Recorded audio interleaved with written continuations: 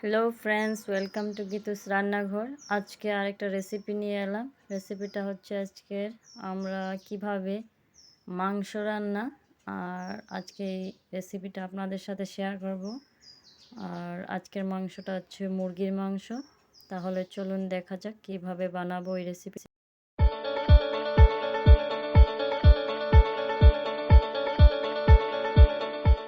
দেখুন ফ্রেন্ডস, প্রথমে আমরা টমেটো, তারপর রসুন বাটা, আদা বাটা, পেঁয়াজ কুড়িয়ে রেখেছি, কেটেও রেখেছি, আর মাংসগুলোকে এভাবে ভালোটিকে ধুয়ে নিয়েছি।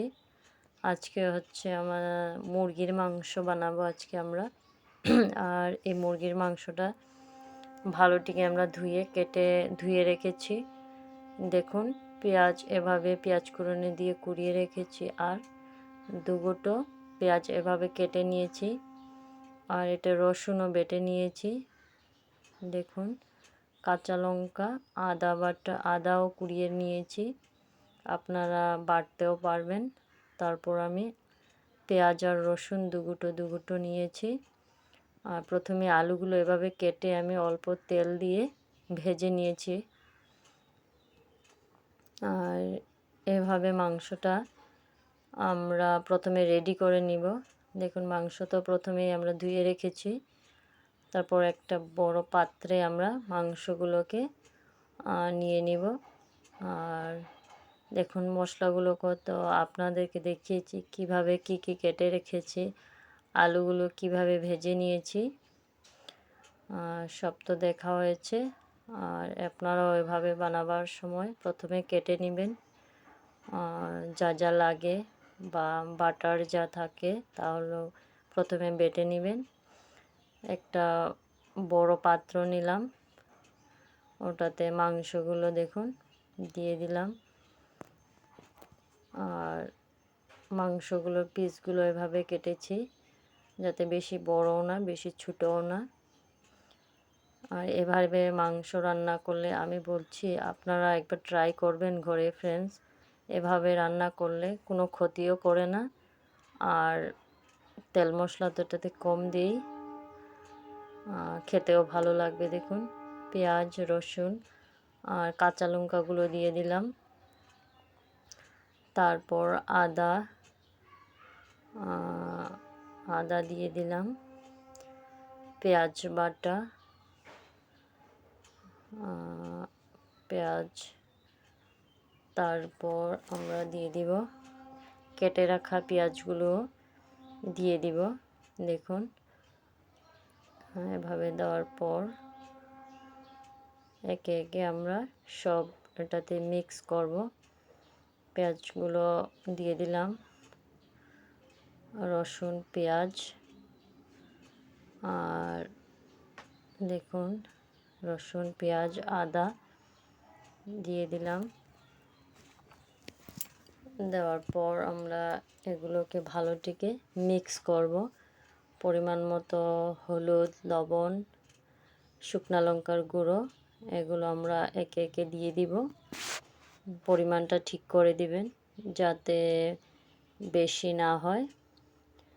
আর আমার তো ফ্রেন্ডস যে কোনো সবজিতেই অনেক মশলা দিয়ে বানানো সবজি খেতে ভালো লাগে না, কারণ আমাদের শরীরে ক্ষতিও করে অনেক মশলা খেলে। তাই আমি যে কোনো সবজিতেই কম মশলা দিয়ে বানাই। আর আপনারাও ঘরে ট্রাই করবেন কম মশলা দিয়ে খাওয়ার জন্য। দেখুন, হলুদের গুঁড়ো, জিরা, শুকনা লঙ্কার গুঁড়ো, পরিমাণ মতো লবণ দিয়ে দিলাম। আর তারপর আমরা দেখুন সরষের তেল দিয়ে, কারণ আমরা সরষের তেল দিয়ে বলেন যে মাংসটা খুবই টেস্ট হয়, তাই আমি সরষের তেল ব্যবহার করলাম। তারপর দেখুন তেজপাতা দিয়ে দিলাম, দিয়ে ভালোটিকে আমরা এই মাংসগুলোকে মিক্স করব। দেখুন, ভালোটিকে 10 মিনিট এভাবে ভালোটিকে সব মশলা দিয়ে মাংসগুলোকে মিক্স করবেন। মিক্স করে আমরা মাংসগুলোকে 10 মিনিট ঢেকে রেখে দিব। এভাবে ভালোটিকে মিক্স করবেন, কারণ মাংসটা যত মিক্স হবে তত মাংসটার স্বাদও আসবে। এভাবে দেখুন মিক্স করে আমরা 10 মিনিট এভাবে ঢেকে রেখে দিব। দেখুন মাংসের কালারটা কি দারুণ এসেছে, দেখেই মনে হচ্ছে যে মাংসটা টেস্ট হবে। তারপর দেখুন এভাবে আমি 10 মিনিটের জন্য ঢেকে রাখবো। দেখুন 10 মিনিট পর আমরা দেখুন এভাবে ঢাকনাটা সরিয়ে দেখলাম মাংসগুলো কি খুব সুন্দর কালার এসেছে। তারপর আমরা তেল গরম করে ওটাতে আমরা দারচিনি জিরা দিয়ে দিলাম। দেওয়ার পর আমরা মাংসগুলোকে কড়াইতে দিয়ে দিব। দেখুন এভাবে মাংসগুলোকে দিয়ে দিলাম। আর মাংসগুলো বানানোর সময়, যে কোনোই সবজি বানানোর সময় গ্যাসের স্টিমটা কম রাখবেন। আর দেখুন এভাবে ভালোটিকে আমি নাড়াচাড়া করে দিলাম মাংসগুলোকে, দিয়ে আমরা নাড়াচাড়া করে অল্প সময় আমরা ঢেকে রাখবো। আবারও বলছি গ্যাসের স্টিমটা কম রাখবেন। দেখুন 10 মিনিটের জন্য আমরা ঢেকে রাখলাম। আর মধ্যে মধ্যে ঢাকনাটা সরিয়ে নাড়াচাড়া করবেন, না হলে মাংসটা কড়াইয়ের নিচে লেগে গেলে ভালো লাগবে না খেতে। দেখুন 10 মিনিট পর মাংসগুলো কি সুন্দর কালার, ভালো লাগে। আর একটা সেন্টও বেরোচ্ছে ফ্রেন্ডস। আপনারা যখন বানাবেন ঘরে তখন বুঝতে পারবেন। তারপর আমরা মাংসগুলোকে নাড়াচাড়া করে দেখুন ভালোটিকে নাড়াচাড়া করবেন, যাতে মাংসগুলো ভালোটিকে মিক্স হয়। আর যত মাংসটা ভাজবেন তত মাংসের স্বাদও আসবে। দেখুন যেটাতে মাংসগুলো মেখেছিলাম ওটাতে পাত্রটা ধুয়ে অল্প জল দিয়ে দিলাম মাংসগুলোতে, দিয়ে আমরা আবারও কিছুক্ষণ দেখুন এভাবে নাড়াচাড়া করব। আর মাংসটা অল্প সময় ঢেকে রাখবো। দেখুন অল্প সময় পর ঢাকনাটা সরিয়ে দেখুন মাংসগুলো প্রায় সিদ্ধ হয়ে এসেছে। আর একটা দারুণ একটা গন্ধ বেরোচ্ছে। মাংসগুলো প্রায় সিদ্ধ হয়ে এসেছে। তারপর আমরা টমেটো, আলু এগুলো মাংসের সাথে দিয়ে দিব। দেখুন প্রথমে তো আলুগুলো ভেজে নিয়েছিলাম, ওগুলোকে দিয়ে দিলাম। তারপর আমরা টমেটোগুলো দিয়ে দিলাম।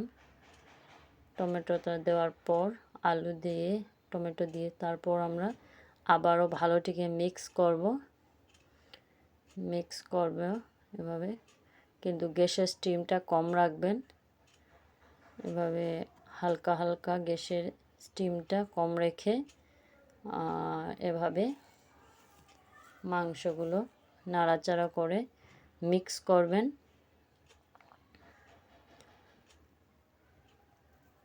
তারপর আমরা ওটাতে অল্প জল দিয়ে, জলটা পরিমাণ মতো দিবেন।